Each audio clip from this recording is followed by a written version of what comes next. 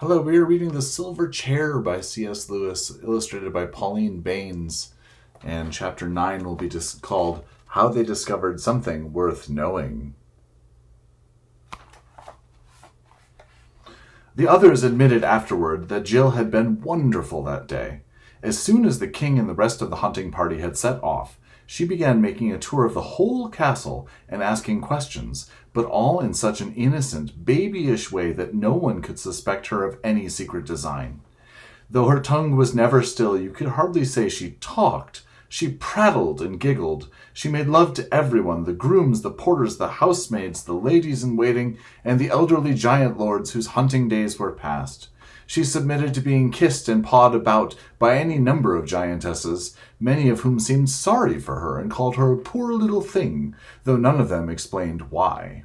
She made especial friends with the cook and discovered the all-important fact that there was a scullery door which let you out through the outer wall, so that you did not have to cross the courtyard or pass the great gatehouse. In the kitchen she pretended to be greedy, and ate all sorts of scraps which the cook and scullions delighted to give her. But upstairs among the ladies she asked questions about how she would be dressed for the great feast, and how long she would be allowed to sit up, and whether she would dance with some very, very small giant. And then it made her hot all over when she remembered it afterward. She would put her head on one side in an idiotic fashion which grown-ups, giant and otherwise, thought very fetching, and shake her curls and fidget and say, "Oh, I do wish it was tomorrow night, don't you? Do you think the time will go quickly till then?" And all the giantesses said she was a perfect little darling, and some of them dabbed their eyes with enormous handkerchiefs, as if they were going to cry. "They're dear little things at that age," said one giantess to another. "It seems almost a pity." Scrub and Puddleglum both did their best, but girls do that sort of thing better than boys. Even boys do it better than Marshwiggles. At lunchtime, something happened which made all three of them more anxious than ever to leave the castle of the gentle giants. They had lunch in the great hall at a little table of their own near the fireplace. At a bigger table, about 20 yards away, half a dozen old giants were lunching. Their conversation was so noisy and so high up in the air that the children soon took no more notice of it than you would of hooters outside the window, or traffic noises in the street. They were eating cold venison, a kind of food which Jill had never tasted before, and she was liking it. Suddenly Puddleglum turned to them, and his face had gone so pale that you could see the paleness under the natural muddiness of his complexion. He said, "Don't eat another bite." "What's wrong?" asked the other two in a whisper. "Didn't you hear what those giants were saying?" "That's a nice tender haunch of venison," said one of them. "Then that stag was a liar," said another. "Why?" said the first one. "Oh," said the other, "they say that when he was caught he said, 'Don't kill me, I'm tough. You won't like me.'" For a moment Jill did not realize the full meaning of this. But she did when Scrub's eyes opened wide with horror, and he said, "So we've been eating a talking stag." This discovery didn't have exactly the same effect on all of them. Jill, who was new to that world, was sorry for the poor stag and thought it got rotten of the giants to have killed him. Scrub, who had been in that world before and had at least one talking beast as his dear friend, felt horrified, as you might feel about a murder. But Puddleglum, who was Narnian-born, was sick and faint, and felt as you would feel if you found you had eaten a baby. "We've brought the anger of Aslan on us," he said. "That's what comes of not attending to the signs. We're under a curse, I expect. If it was allowed, it would be the best thing we could do to take these knives and drive them into our own hearts." And gradually even Jill came to see it from his point of view. At any rate, none of them wanted any more lunch. And as soon as they thought it safe, they crept quietly out of the hall. It was now drawing near to that time of day on which their hopes of escape depended, and all became nervous. They hung about in passages and waited for things to become quiet. The giants in the hall sat on a dreadfully long time after the meal was over. The bald one was telling a story. When that was over, the three travelers dawdled on down to the kitchen. But there were still plenty of giants there, or at least in the scullery, washing up and putting things away. It was agonizing, waiting till these finished their jobs, and one by one wiped their hands and went away. At last, only one old giantess was left in the room. She pottered about, And at last the three travelers realized with horror that she did not intend to go away at all. "Well, dearies," she said to them, "that job's about through. Let's put the kettle there. That'll make a nice cup of tea presently. Now I can have a little bit of rest. Just look into the scullery like good poppets and tell me if the back door is open." "Yes, it is," said Scrub. "That's right. I always leave it open so as puss can get in and out, the poor thing." Then she sat down on one chair and put her feet up on another. "I don't know as I mightn't have 40 winks," said the giantess, "if only that blamy hunting party doesn't come back too soon." All their spirits leapt up when she mentioned 40 winks and flopped down again when she mentioned the return of the hunting party. "When do they usually come back?" asked Jill. "You can never tell," said the giantess. "But there, go and be quiet for a bit, my dearies." They retreated to the far end of the kitchen and would have slipped out the scullery then and there if the giantess had not sat up, opened her eyes, and brushed away a fly. "Don't try it till we're really sure she's asleep," whispered Scrub, "or it'll spoil everything." So they all huddled at the kitchen end, waiting and watching. The thought that the hunters might come back at any moment was terrible, and the giantess was fidgety. Whenever they thought she had really gone to sleep, she moved. "I can't bear this," thought Jill. To distract her mind, she began looking about her. Just in front of her was a clean, wide table with 2 clean pie dishes on it and an open book. They were giant pie dishes, of course. Jill thought she could lie down just comfortably in one of them. Then she climbed up on the bench beside the table to look at the book. She read, "Mallard. This delicious bird can be cooked in a variety of ways." "It's a cookery book," thought Jill without much interest, and glanced over her shoulder. The giantess's eyes were shut, but she didn't look as if she were properly asleep. Jill glanced back at the book. It was arranged alphabetically, and at the very next entry her heart seemed to stop beating. It ran, "Man. This elegant little biped has long been valued as a delicacy. It forms a traditional part of the autumn feast and is served between the fish and the joint. Each man—" But she could not bear to read any more. She turned round. The giantess had waked up and was having a fit of coughing. Jill nudged the other two and pointed to the book. They also mounted the bench and bent over the huge pages. Scrub was still reading about how to cook men when Puddleglum pointed to the next entry below it. It was like this. "Marshwiggle. Some authorities reject this animal altogether as unfit for giants' consumption because of its stringy consistency and muddy flavor. The flavor can, however, be greatly reduced if—" Jill touched his feet and Scrub's gently. All 3 looked back at the giantess.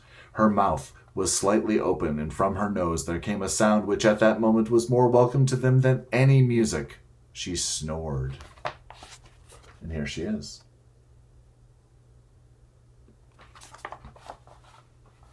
And now it was a question of tiptoe work, not daring to go too fast, hardly daring to breathe, out through the scullery. Giant sculleries smell horrid. Out at last into the pale sunlight of a winter afternoon. They were at the top of a rough little path which ran steeply down, and thank heavens, on the right side of the castle, the city ruinous was in sight. In a few minutes they were back on the broad, steep road which led down from the main gate of the castle. They were also in full view from every single window on that side. If it had been 1 or 2 or 5 windows, there'd be a reasonable chance that no one might be looking out, but there were nearer 50 than 5.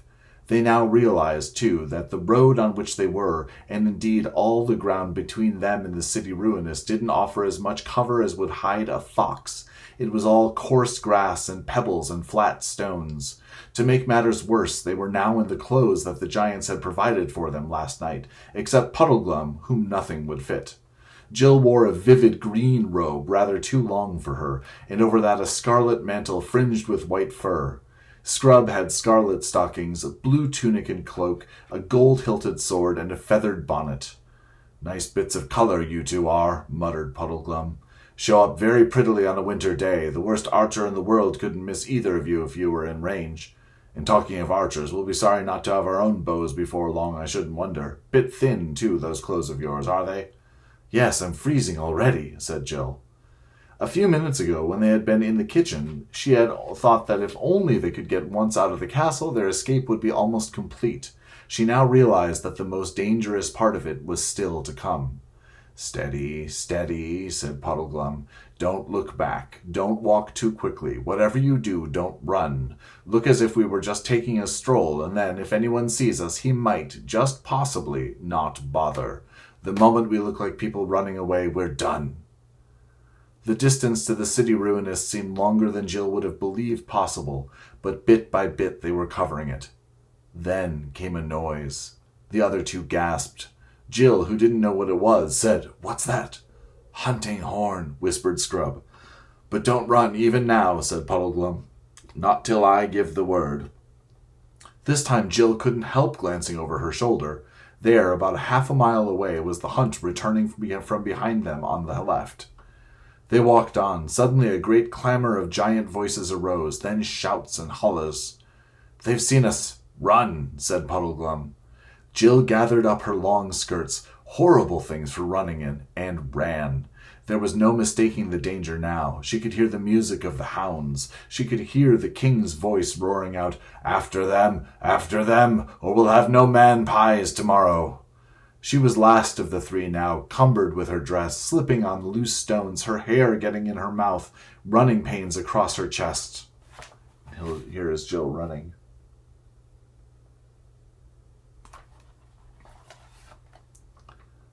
The hounds were much nearer. Now she had to run uphill, up the stony slope which led to the lowest step of the giant stairway. She had no idea what they would do when they got there, or how they would be any better off, even if they reached the top. But she didn't think about that. She was a hunted animal now. As long as the pack was after her, she must run till she dropped. The Marshwiggle was ahead. As he came to the lowest step, he stooped, looked a little to his right, and all of a sudden darted into a little hole or crevice at the bottom of it. His long legs disappearing into it looked very like those of a spider. Scrub hesitated and then vanished after him. Jill, breathless and reeling, came to the place about a minute later. It was an unattractive hole, a crack between the earth and the stone about 3 feet long and hardly more than a foot high. You had to fling yourself flat on your face and crawl in. You couldn't do it so very quickly either. She felt sure that a dog's teeth would close on her heel before she got inside. "Quick, quick, stones! Fill up the opening," came Puddleglum's voice in the darkness beside her. It was pitch black in there, except for the gray light and the opening by which they had crawled in. The other two were working hard. She could see Scrub's small hands and the Marshwiggle's big, frog-like hands black against the light, working desperately to pile up stones. Then she realized how important this was and began groping for large stones herself and handing them to the others. Before the dogs were baying and yelping at the cave mouth, they had it pretty well filled, and now, of course, there was no light at all. "Farther in, quick," said Puddleglum's voice. "Let's all hold hands," said Jill. "Good idea," said Scrub, but it took them quite a long time to find one another's hands in the darkness. The dogs were sniffing at the other side of the barrier now. "Try if we can stand up," suggested Scrub. They did, and found that they could. Then Puddleglum holding out a hand behind him to Scrub, and Scrub holding out a hand behind him to Jill, who wished very much that she was the middle one of the party and not the last. They began groping with their feet and stumbling forward into the blackness. It was all loose stones underfoot. Then Puddleglum came up to a wall of rock. They turned a little to their right and went on. There were a good many more twists and turns. Jill had now no sense of direction at all, and no idea where the mouth of the cave lay. "The question is," came Puddleglum's voice out of the darkness ahead, "whether, taking one thing with another, it wouldn't be better to go back, if we can, and give the giants a treat at their feast of theirs, instead of losing our way in the guts of a hill where 10 to 1 there's dragons and deep holes and gases and water and let go, save yourselves, After all that all happened quickly. There was a wild cry, a swishing, dusty, gravelly noise, a rattle of stones, and Jill found herself sliding, hopelessly sliding, and sliding quicker every moment down a slope that grew steeper every moment. It was not a smooth, firm slope, but a slope of small stones and rubbish. Even if you could have stood up, it would have been no use. Any bit of that slope you had put your foot on would have slid away from under you and carried you down with it. But Jill was more lying than standing, and the farther they all slid, the more they disturbed all the stones and earth, so that the general downward rush of everything, including themselves, got faster and louder and dustier and dirtier. From the sharp cries and swearing of the other two, Jill got the idea that many of the stones she was dislodging were hitting Scrub and Puddleglum pretty hard. And now she was going at a furious rate and felt sure she would be broken to bits at the bottom. Yet somehow they weren't.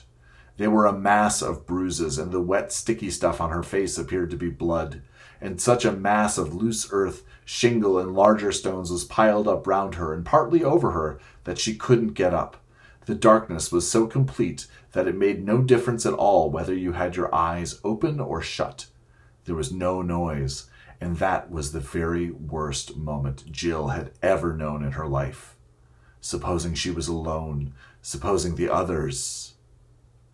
Then she heard movements around her, and presently all three, in shaken voices, were explaining that none of them seemed to have any broken bones. "We can never get up that again," said Scrub's voice. "And have you noticed how warm it is?" said the voice of Puddleglum. "That means we're a long way down, might be nearly a mile." No one said anything.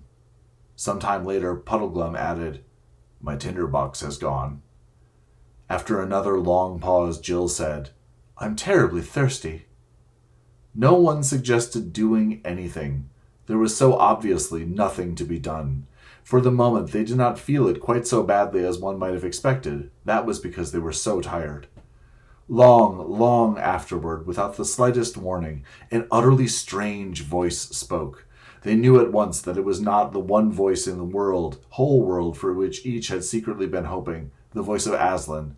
It was a dark, flat voice, almost, if you know what that means, a pitch-black voice. It said, "What make you here, creatures of the overworld?" Chapter 10 will be called Travels Without the Sun.